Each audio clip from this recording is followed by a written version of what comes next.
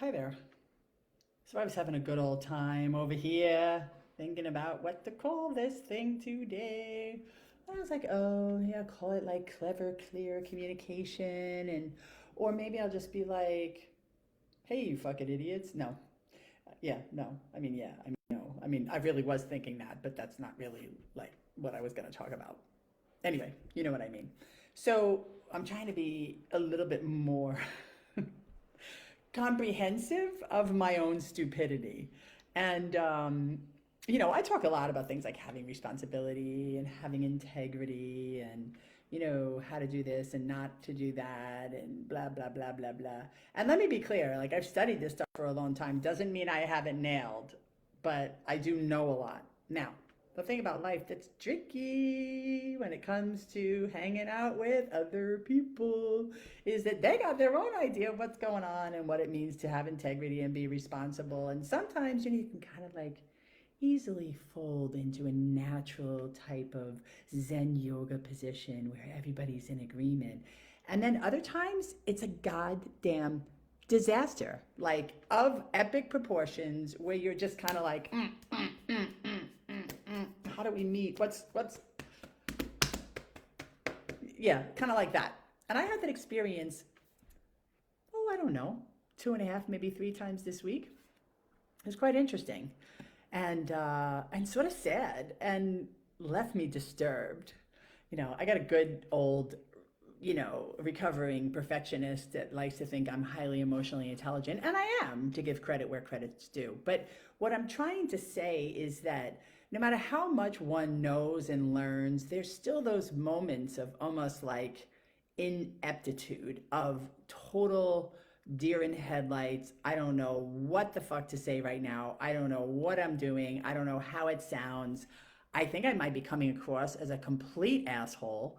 Uh, I don't know, any number of things there. So this idea of emotional stupidity is that, I think intellect is linear, right? Like you get more educated, you have more experience, and your knowledge increases. I think that feels fairly finite and describable and concrete to me.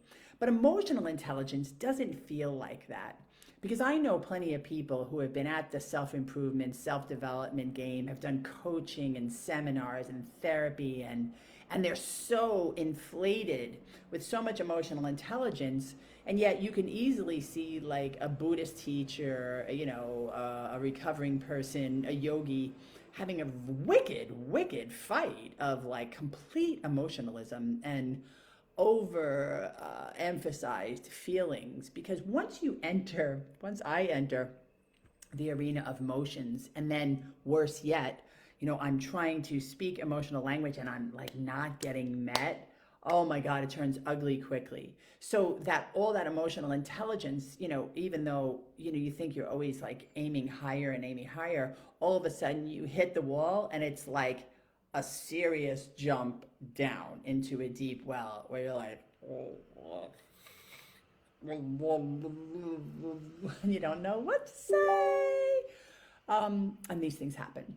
And they're going to happen. And I think they're always going to happen. I'm probably going to have a stupid situation, conversation, confrontation go wrong by the time I'm 80, and I got a little bit of a ways to go before I'm 80. And so, it's just sort of funny because a lot of this is about this perfectionism that I want to see in myself. It's about this standard that I'm thinking I'm upholding and trying to be a good person. But what is it all about, really?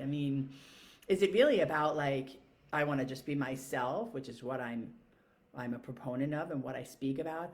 Or is it really this sick thing that I think I can have perfect conversations if I just study it enough? Or I think I can get it all right if I just try hard enough, I think I could be, the woman of the year by just actually having my shit together.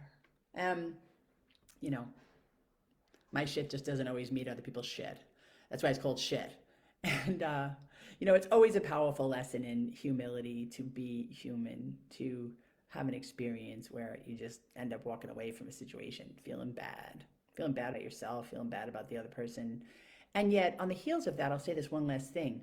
I also had another conversation with a person who I love dearly, and there's years of love and trust and devotion in the relationship, and the conversation was not that easy, but it was really fruitful.